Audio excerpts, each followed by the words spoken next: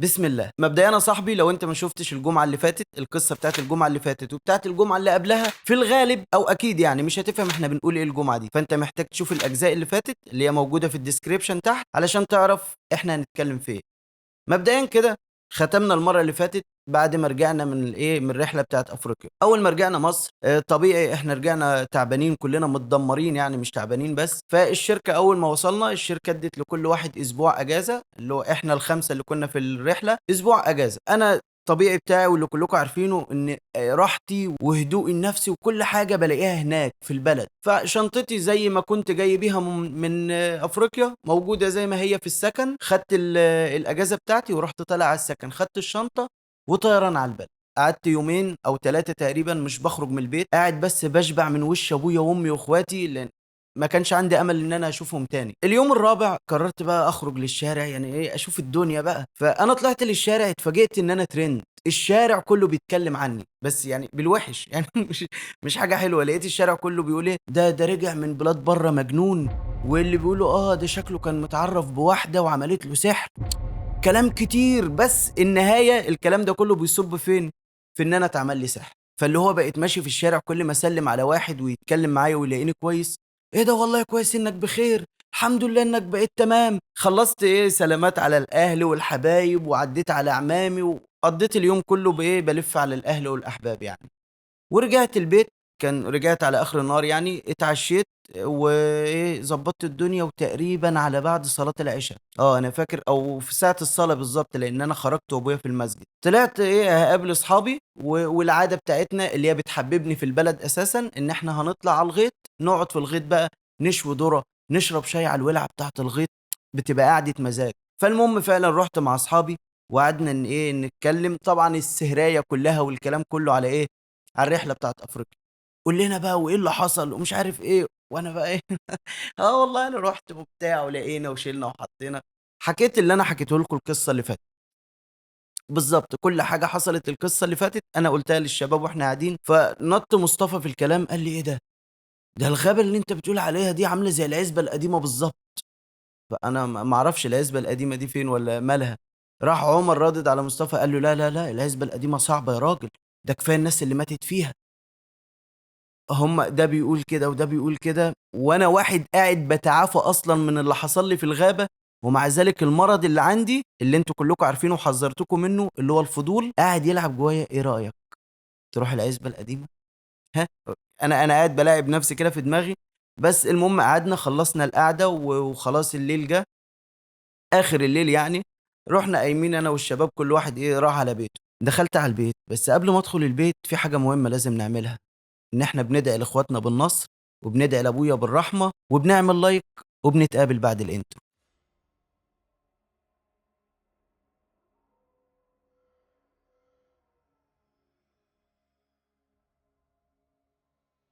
وزي ما قُلت لك بعد الintro بعد ما خلّصنا قعدتنا كل واحد راح على البيت، دخلت البيت لقيت أبويا نايم وأمي نايمة، كل البيت نايم يعني، فرُحت طالع على فوق علشان أنام، أنا أوضتي أنا وأخويا فوق، رُحت مشغّل التليفون فيه podcast كده باحب أنام عليه يعني باحب أسمع الصوت وأنا نايم، فشغّلت الpodcast حطيت التليفون على الشاحن على الكومودينو جنب السرير، ورقدت على السرير. عارف اللي هو لمّا تبقى ما بين النايم والصاحي اللي هو لسه بتغرق في النوم كده، أنا لسه باغرق في النوم كده ولقيت باب الأوضة خبّط.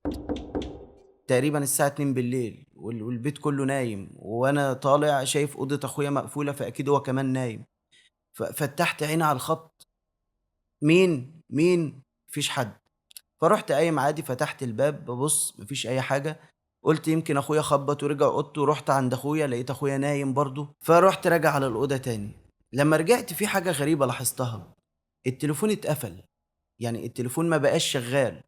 وأصلًا البودكاست اللي أنا مشغّله ده يعني مدته 3 ساعات، وأنا ما لحقتش أنعس 5 دقايق مثلًا، ف وأنا مشغّل ميزة اللي هي التشغيل التلقائي، اللي هو التشغيل التالي، يعني لمّا البودكاست أصلًا هيخلص تلقائي يوتيوب هيشغّل الفيديو اللي بعده، فالمهم ما اهتمتش أوي، رُحت ماسك التليفون تاني فتحته، شغّلت البودكاست ورُحت راقد. أنا يعني إيه، زي ما تقول لمّا نعست شوية جات لي إيه، اللي هو فوقة، يعني نُص فايق كده، فقاعد تركيزي نُصّه رايح مع البودكاست اللي شغال، والنُص التاني بيقول لي: "يا عم نام ما فيش حاجة." وبتاع وانت بس تلاقيك تهيأ لك ان انا نعست برضو. وانا لسه كده برضو صاحي مش نايم، لقيت الباب خبط تاني.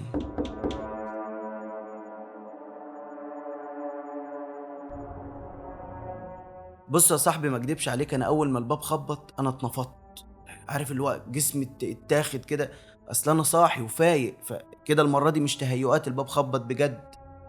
فايه، اقوم ما اقومش، قلت ياد والله العظيم ما انا متحرك. رحت شدد البطانيه، اللحاف على وشي، ورحت ايه خلاص هنام برضو. انا مغمض وحاطط اللحاف على وشي، والباب عمال برضو يخبط تاني. يعني في الوقت اللي الباب بيخبط فيه انا حاسس بسخونه عند رجليا من تحت، يعني كأن في حد فاهم نفسه سخن وعمال ينفق. بانها ليله مش هتعدي. وانا في الرعب ده ومغطي وشي، التليفون اتقفل تاني، بودكاست مبقاش شغال. فاللي هو مرعوب، مش عارف اقوم ولا اكمل نوم ولا ايه اللي هيحصل تاني. المهم رحت اتشاهدت الاول، يعني قعدت استغفر واتشاهد، ورحت شادد اللحاف من على وشي. لقيت الاوضه ضلمه كحل، وانا بنام في النور اصلا، ولو النور قطع، طب ازاي؟ انا كنت اللحاف من النوع الفايبر، فاللي هو لو النور منور وانت متغطي برضو بتبقى في ضي من النور بره. فانا لغايه ما كنت بشيل اللحاف من على وشي كان في ضي للنور. فقلت ماشي بقى خلاص، هو النور قطع، انا هنزل تحت انام جنب امي. رحت مدد ايدي على الكومودينو، حسست، جبت التليفون، بمسك التليفون في ايدي، لقيت التليفون جاري الشحن، التليفون بيشحن، يعني الكهرباء ما قطعتش. استغفر الله العظيم يا رب. رحت ايه جايب التليفون، فاتح الكشاف منور، انا هخرج خلاص بقى، ضلمه كحلي بتاع، انا همشي واخرج. نورت على الباب كده لغايه ما رحت على الباب وافتح. الباب حرفيا اتحول لباب سجن، الباب مكلبش بقى جزء من الحيطه، احاول افتح مفيش. والشباك مش هينفع انط من الشباك، انا في الدور التاني وهنط بره في الشارع اصلا. طب اصرخ، اندى واصرخ، كده هثبت للبلد بقى وللكلام اللي بيتقال ان انا فعلا اتجننت. طب اعمل ايه؟ المهم قربت من الباب وقعدت اندى على حسام اخويا، حسام، يا حسام. عارف لو حسام ما ردش كان اهون، يا بجد لو حسام ما ردش عليا كان اهون من الرد اللي انا سمعته. انا اقول يا حسام واسمع حسام من بره يقول يا احمد. يعني حسام حرفيا اتحول لصدى صوت لكلامي. انا اقول حسام، بدل ما يبقى الصدى بقى مثلا حسام تاني، لا بيقول يا احمد. سكت، لقيته هو مكمل احمد، احمد. وفجأة لقيت اللي بيزقني في جسمي. الزقة دي لقيت نفسي بصحى من النوم وحسام بيصحيني وفعلا عمال يقول لي يا احمد يا احمد. فصحيت كده، ترجمت ان ايه ده كان كابوس وانا كنت بحلم، وحسام بيصحيني فعلا. بس مش ده الكابوس بقى اللي انا كنت فيه، ما كانش كابوس. الكابوس الحقيقي هو السؤال اللي هيسأله لي حسام اول ما اتنفضت كده وبقول له ايه، وانا دهشان نعسان لسه، لقيته بيقول لي انت ايه اللي منيمك هنا؟ فبعد الجسم ايه اللي منيمني هنا؟ انام في اوضتي. فبتعدل وابص يمين وشمال، الاقي نفسي نايم في الغيط، نايم مكان ما كنت قاعد انا واصحابي. فاتعدلت كده قلت له كان معايا عمر ومصطفى والرجاله كلهم تقريبا قاموا ولا ايه مش عارف. فانا بقول الكلام ده وانا بقوم. قال لي طب خلاص مش مشكله، يلا بس عشان اروحك. هو قالها بطريقه يعني ضايقتني، اللي هو عارف كانه هو كمان كان اخويا متفق مع الناس اللي في الشارع اللي هو ان انا بقيت مجنون. فقول له تروحني ايه وانا شايفني عيل برياله؟ قال لي يا عم والله ما اقصد، بس يلا عشان نروح الساعه 2 بالليل. 2 بالليل وانا مروح من الساعه تيجي 12. اللخبطه زادت في دماغي، رحت قلت قايم بقى خلاص هسكت خالص وهقوم. بس قمت وابص على المكان اللي قاعد فيه انا واصحابي، مش بس مفيش اثر لاصحابي، مفيش اثر لاي شيء، لا الفرشه اللي كنا قاعدين عليها ولا الولعه اللي كنا بنشوي ونشرب شاي منها. مفيش، المكان فاضي كأن مفيش حد جه هنا اصلا. المهم قمت رحت ماشي جنب حسام، انا ماشي في وداني قطن، في عزل للعالم الخارجي، مش مدرك لاي حاجه. ما فصلش الاحساس ده غير رن التليفون حسام. لقيت حسام تليفونه رن، راح رادد بيقول ايوه لقيته خلاص وجاي. لقيته، هو كان بيدور عليا. مش فاهم، بس اللي ادركته من المكالمه ان اللي بيكلم حسام مش مصدق انه لقاني اصلا، فعمال يقول له والله العظيم لقيته، والله لقيته وجاي يا حاج. لما قال لي حاج فهمت انه حسام بيكلم ابويا. فابويا مصمم يعرف احنا فين، قال له احنا خلاص والله على اول الشارع داخلين على البيت اهو. اللي فهمته بقى ان ابويا كان بيدور في مكان، وولاد عمامي في مكان، واخويا جاي بيدور في مكان تاني. المفروض ان حسام قايل لي الساعه 2 بالليل. انا دخلت الشارع لقيت البلد كلها واقفه قدام بيتنا. ده احنا رجاله بلدنا بيناموا من المغرب، يعني الارياف هناك كده كلها الناس بيرجعوا من الغيط يتعشوا بعد المغرب بالظبط، يبقى كله نايم، يعني اخر ناس بتبقى سهرانه اللي بيصلوا العشاء. فالبلد كلها قدام بيتنا. دخلت البيت الاقي لك امي قاعده في مدخل بيتنا كده، في صاله كبيره وكلها كنب، فلاقي لك امي قاعده على الكنب وحريم البلد كلها جوه بيتنا، وامي قاعده بتعيط. عارف كانه يعني ربنا يكفينا الشر يا رب، كانها موته. اول ما دخلت امي شافتني قامت تجري عليا وحضنتني، بص كانه كنت مخطوف ورجعت، كاني كنت مسجون وطلعت حاجه كده. فالمهم فضلت متعلقه في حضني لدرجه ان هي وهي بتقعد قعدت بيا وهي مكلبشه فيا. هي قعدت ولقيت الحريم اللي موجودين كلهم بقى خلاص الحمد لله على سلامته، ربنا ما يوريكي فيه حاجه وحشه ومش عارف ايه الشغل الارياف ده. قعد ايه كل واحده تقوم ترمي دعوه وتمشي، ترمي دعوه وتمشي.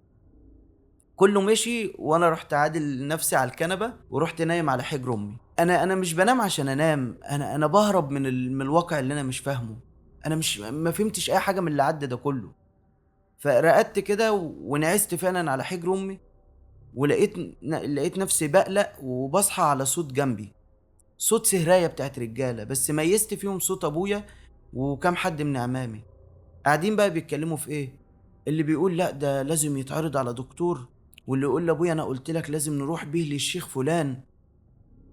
انا فهمت ان الكلام عليا، بس انا مش عايز اقوم، مش عايز اسمع حاجه تاني.